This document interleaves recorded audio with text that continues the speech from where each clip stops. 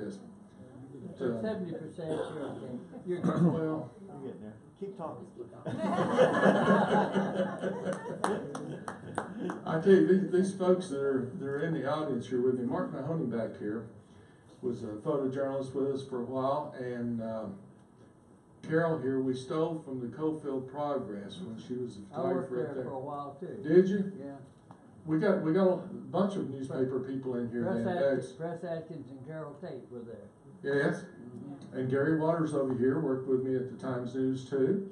Any other Times News people in here? Newspaper people? You were at Richmond, right? Richmond. Well, I was in college. Associated Press later. That's. Well, I'll vouch that many of us that were, I never had a formal photography class in my life, and the way many of us were learning photography was Kingsport. Earl and I were reminiscing about this.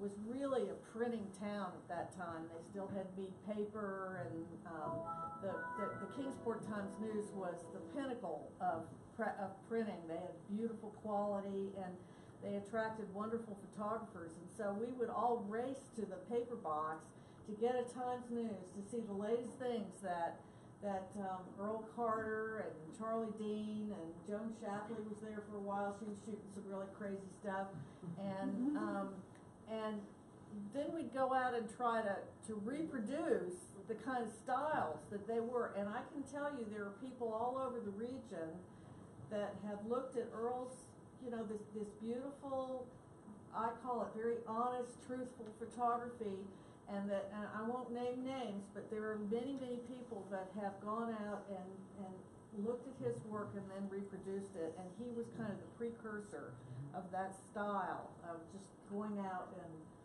How many did you usually have on your staff at Kingsport? We had 4 back in that time. 4 photographers? There's none there now. There's what? There are none. There are no photographers. Bristol has 2. Bristol, pretty good. 2 or 3. Johnson City has none because it's owned by the Kingsport Company too. Where do they get their pictures? They get them from folks like you, people who see something and send it to them. Reporters carry their cell phones and they take pictures with those. And that's about it. As they started cutting back, as the digital age came in, that's what's killing newspapers. People can get their news online for free, so why buy a paper? And as the young generation grows up, they're used to seeing everything on their iPad or their iPhone. They don't buy papers. It's not edited and not professionally done. Well, they still have the editors, but they don't have as many copy editors as they used to have. So of course the quality is going to suffer. That's what I meant. They don't. Especially straight out of the camera without editing. Especially the photographs. You get what you get when somebody sends you something. But I will have to say that since digital has come in, there are a lot of people out there who are really good photographers. Oh yeah. Who are very creative. Who found their niche for being able to do this. It used to be the mystique of. You were a photographer, you had to take it and go in the dark room and you had to process it and you had to know all that and you had to have a place to do that, so that kept a lot of people from doing photography. Back now anybody can do it. Did you I thought you were raising your hand. Oh, okay. But so everybody can do it now. And a lot of them are very good. Yes, sir. As an example of what you're seeing, I took one on the Creeper Trail one New Year's Day. On a horse going through the snow, and I sent it to the Raleigh News Observer, and they published it the next day as shot of the day. So yeah, it's a different medium. If you've got something good, yeah, they're looking for it. They'll use it, because you can't be everywhere. The photo staff can't cover everything, especially breaking news. So if you're there and on the spot, yes. I'd just like to offer a contrasting story. Last year when the Cubs won the World Series, Go Cubs. the Chicago Tribune still has photographers on their staff. Chicago Sun-Times does not. Right. So the picture on the front page of the Sun-Times was taken with a digital camera, was awful. And the one that was taken by the Tribune was gorgeous. And the Sun-Times, no one wanted that as a memento. I remember seeing that comparison online. It came online to some sites that I subscribe to. I think Pointer Institute is a newspaper institute, and they had that up as an example of why you should keep your photo staff. Yes. officer, did you ever figure out how many miles you travel in a given year? Well, we kept track of it because we got paid mileage, I but. figured you kept track of it. But I couldn't tell you right now exactly what it was, I don't remember, but I put a lot of miles on my car, But awful lot, yeah. Yeah, so, let's see. And you're back to the strike of '89. This is Ned Beatty. We had several celebrities came down to lend their voice and support since he was a union member too. There. Jesse Jackson also came down. Yeah, I guess he wants a book. 2 or 3 gathered together. This was a family affair too. The wives came out with their pans and stuff and beating on this I've seen in a lot of different places. When I was in Panama, I'm kind of going off on a tangent. In Panama, when Noriega was still in power and they were protesting against him, I was down there working at the time, and they did the very same thing. Everybody came out at lunchtime with pans and stuff and beat on them. Then at 1 o'clock, boom, they went back to work and it was over. But these ladies, they stayed there all day, and they would do this when the trucks came out. They would start beating on the pans. Well, they practiced what they call passive resistance up here. They would arrest them if they interfered with the roadway in any way, so they would sit down and they would arrest them. Well, the first few times they would get up and go with them, and then they figured, well, that's too easy. We're not going to get up. If you want to arrest us, you're going to have to carry us off. So that's what they ended up doing. They wouldn't resist, but they wouldn't help. So it's become kind of a comedy every day when they would do this. They would arrest these guys, take them to Clintwood, put them in jail. Half of them climbed out the back window and down the back and came back over and arrested twice in one day.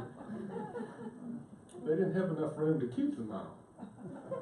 Okay, so now this is working okay for a little while, but then they took it to another level. Okay? See, they're laughing, he's waving at his friends, here I go again, they're taking me in. Okay, here's the next level. They decided if they're going to sit in the road, they're going to make it miserable. So they came out with the water trucks from the mine and they sprayed them down, and it dried out, but they left these puddles of this grease and oil dust and coal dust and everything, and it was just miserable, nasty stuff. Well, this guy decided, okay, well, I'm going to sit anyway. He was the first one. After that, a lot of them did it. And he would not move, so in order for them to arrest him, they had to get their uniforms dirty. And see, you come in and get me. Holding it cool. So they didn't water it down after that. All right, let me go back here just a minute to this. I interviewed one of the troopers who was working during that strike later on, and there's a story about him in the book. His story, he was talking about, said first time he ever felt that he wasn't welcome anywhere so much here because he couldn't go eat at local restaurants. They wouldn't serve him. They said, you need to go somewhere else, And they found a few motels they could stay in. But in the morning, when they came out, the miners would get there, the strikers would get there before they did, and it was always the same location. They would go home at night. It was one of those kind of things, they didn't protest overnight. I don't know why, but they did.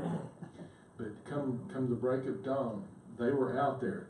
The strikers would get there before the state troopers got there, and the strikers would collect snakes in the evening, as many snakes as they could find, and they knew where the troopers were going to park. Before the troopers got there, they had somebody spot them. They knew when they were coming. They'd turn those snakes out right where they parked, so they get out and there's snakes all over the place.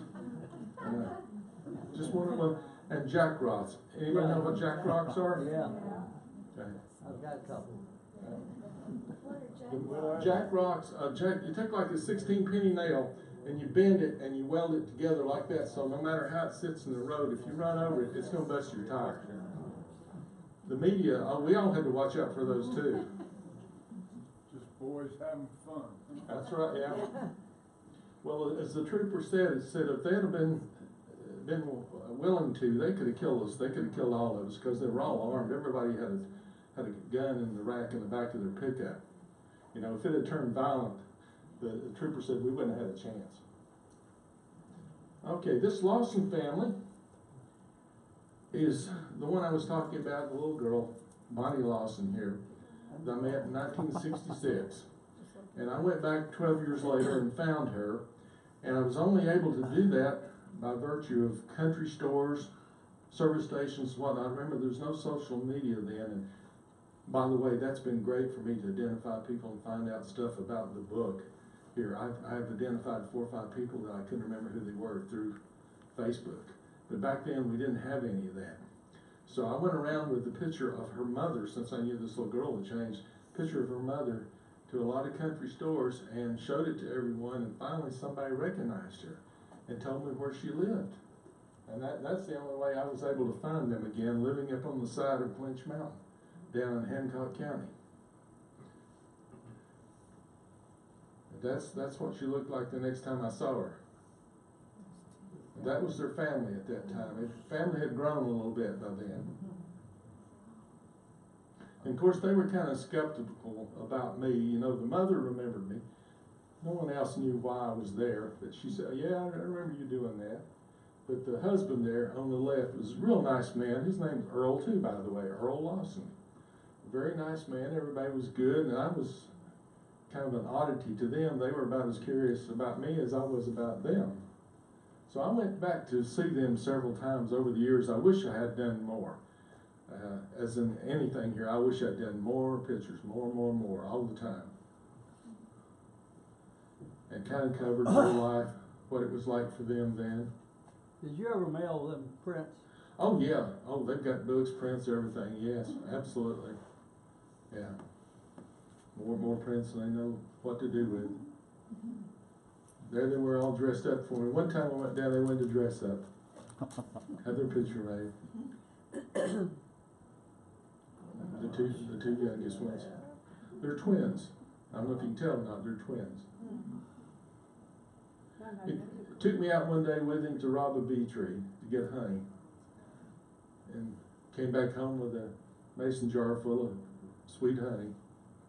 That's Ruby, that's the oldest daughter.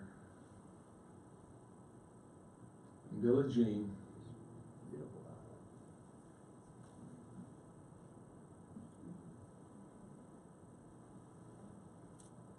This is where I went back to see them several years ago. The little girl with the dog is the one on the right there in the pink top. She had cancer, and she was only a few months away from passing away at this point in time right here. And I wanted to put one picture of her in there, something, you know, where we'd gotten together. As I said, the book has an epilogue. Here's the fellow with the bright teeth. He today is a supervisor of the coal company over near Harlan. Has done quite well. That's his wife and son holding the picture of him back then. He's one of the few folks that their lot in life is vastly improved. Most of them have stayed about the same or gone down actually, but he's a success story, and for the coal mines that's unusual. Well, I shouldn't have said that because this guy's done pretty good too. This is Kevin Giles. Kevin Giles is the little boy there on the railroad track in the black. Yeah, he lives in Big Stone Gap now. He's got a daughter in college. He drives for an oil company throughout the Appalachian region. Just a really, really nice man. The mother, I don't think is any longer with us, but that's her son, Mark there. Mark lives over in Scott County, Virginia. Mark has kind of a learning disability, but a real nice fellow. He does odd jobs, lives with his uncle, raises rabbits, likes to go hunting.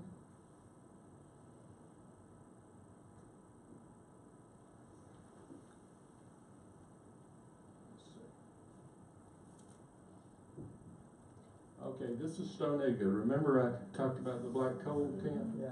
This is what's left there now, absolutely nothing. They bulldozed it down, cleaned it out, you'd never know it was there.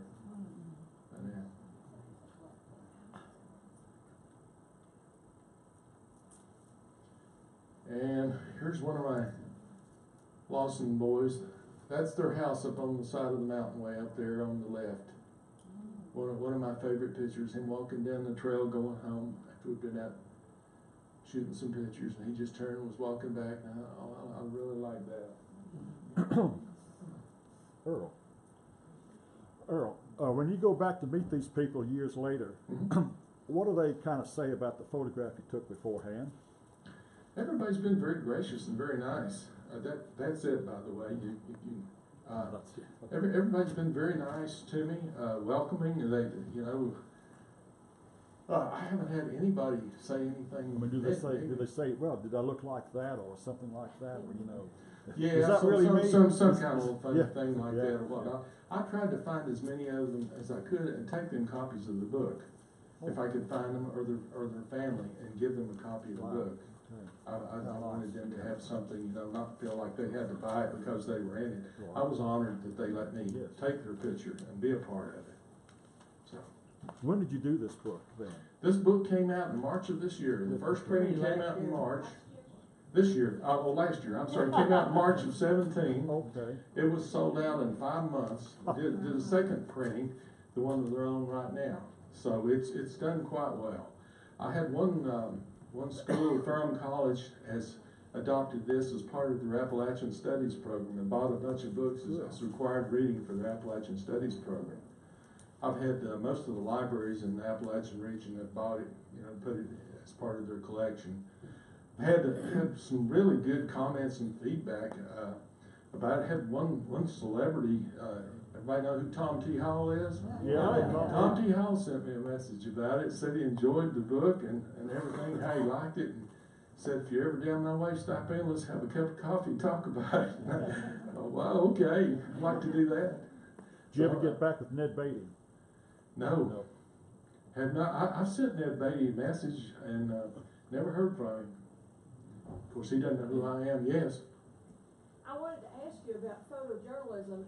When you started out, Earl, I suppose that was not an option in college at the time, a degree or a path. Well, actually, it was an option at the time. I did not pursue that. I learned most of this stuff on my own. I did take a few courses over at East Tennessee State University, and I had the good fortune to go to Poynter Institute several times to take some courses, which not long courses, just workshops, and also at University of Georgia on a couple of them. But I'm mostly self-taught.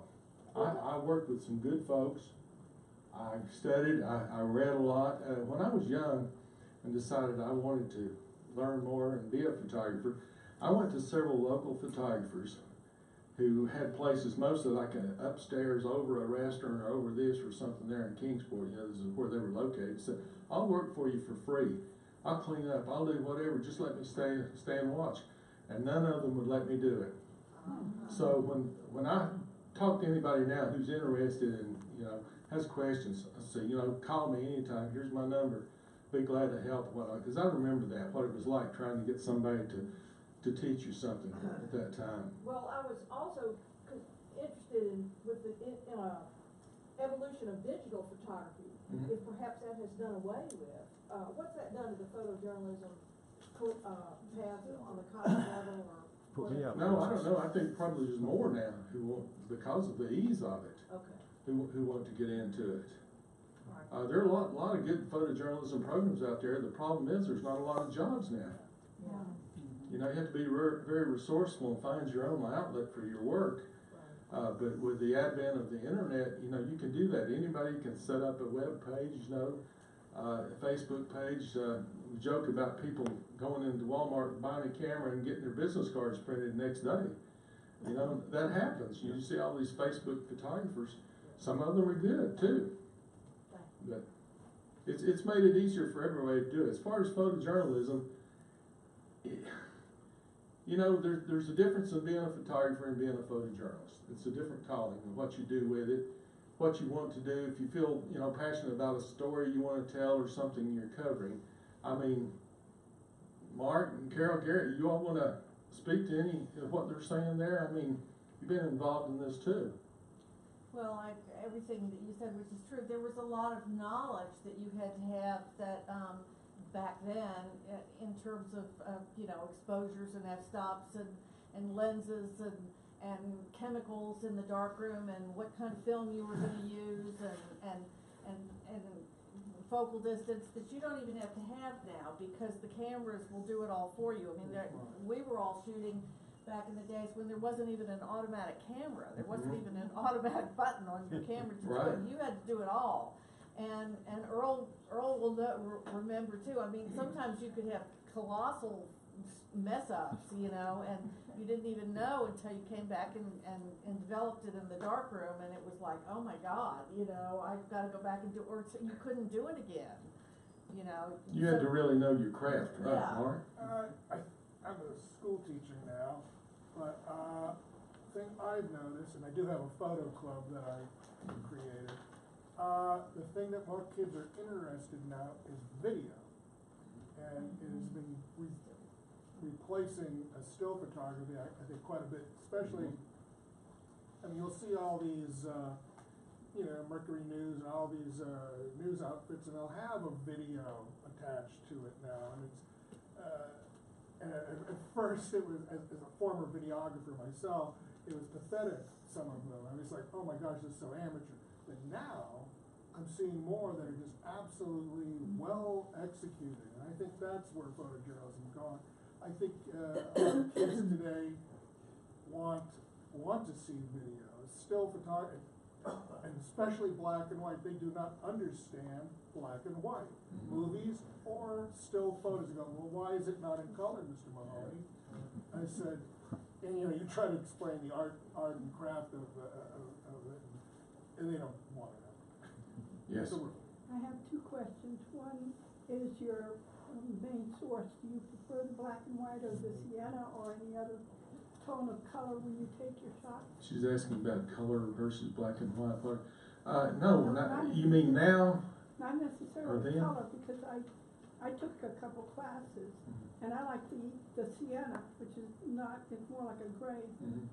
Well, in that day, black and white was the only option because we didn't print color in the newspaper, and Tri-X was, that was it, you know, that's about the only film you could use. And my other question is, did you ever get a degree in anything? No, did not. Now there goes to show the worth of education. Well, it was a different time, you know, what was the question? she asked me, did I ever get a degree in photography? No, I did not. A degree in anything? No, did not. I wish I had. Looking back on it now, I wish I had. But I'll tell you, kind of explain why I didn't. I did take some courses over there, and I thought, well, I don't. It sounds bad, but I thought I already know this. This what I'm going to tell you now is I don't mean it to sound egotistical, and it may come off that way, but I don't mean it to be that way. But I was a year out of high school, and I was taking the picture of the Lawson family, some of this other stuff. I was getting offered jobs at newspapers across the country because we were winning awards with those photographs at the Times News. The Tennessee Press Association changed their rules because of us, because nobody else wanted it. We had it wrapped up. So, you know, I thought, well, okay, I'm doing okay. I was kind of proud of what I was doing. I don't need to go to college. I don't need to do this because I'm working with all these people. I had, and this is where it's going to sound like the egotistical part, and I had a certain amount of talent, natural talent, which was there. And I can't explain it, don't know where it came from, I'm just blessed by God to have it. Is the only thing I can say. So what I was doing turned out good and people liked it. So I just kept doing it. That leads me. My favorite camera was a Nikon F without a light meter. The old thing was built like a tank. It didn't even have a light meter on it. You had to take the back off of it to change film. It was my absolute favorite. No exposure meter. You know, you didn't know what you, I mean, you had to know your craft. You really had to know your film, your lighting situations. You carried a little hand meter, light meter along. No. You didn't? No. I still have one. Not in the beginning. I didn't. I didn't carry one of those. And well, matter of fact, when we started shooting color, I carried one as a backup. But I remember I got the first Nikon FTN that had a light meter in it, you know, with a little goofy looking square thing, you know, on top, and it wasn't real accurate all the time. I But still have one of those. do you? They're the collector's items now, aren't they? I got a But- Nicomat too. They're really, really good cameras, yeah. But the first camera I ever owned was an Argus C3. It's a box about that square, just a box, that's all it is. You mash the lever down to cock the shutter. You had two wheels up there, not much adjustment and whatnot. It was about as simple as you could get. And that's what I learned exposure on. Second camera I ever had was the twin lens reflex, a Yashica. And that was a disaster for me because, you know, you look down and everything's backwards and it's going that way. Oh, wait, you know, I kept that I like the large negatives, but then after that I went to 35mm. I got a Nikon Rex. I don't know if anybody's ever even heard of the Nikon Rex. But I had it for a while because the lady at the camera shop would not sell me a Nikon. Because I was really young, you know, and I was still, at that point, I hadn't been there very long, and she said, "You're not ready for a Nikon." Really? But that's exactly what she said to me, Miss Virginia Poe. I remember it to this day. I had to prove to her that I was worthy of buying a Nikon. So, What lens was your favorite? pardon? What lens was your favorite? 105? No, probably 35mm f2. Oh. Best all-around lens I ever used. That a 35 and they had a 105 back then, and I liked it too. But I carried a 35mm on. You know, that way I was comfortable working close to people. A lot of people want a lens where you can stand off, you know, and whatnot, and I get right in there with them. You know, I'd rather do that. Really, and I could get most of that in focus. Right, okay. that lens. So, Yeah. you know, like I said back then, you didn't see them then, so you know you had to kind of you didn't have autofocus either. Remember, no autofocus, no auto exposure, anything. So you had to do it all real quick, you know, on the fly there. And I remember the flash that I carried. It was a Honeywell Strobenar, and the big old thing that looked like some kind of a science fiction movie, like War of the Worlds. Did you ever work with flash bulbs? I did use flash bulbs. Yeah, when I was learning. Yeah, that was expensive. Yeah. So, any other questions? Yes, Gary. I can remember the day when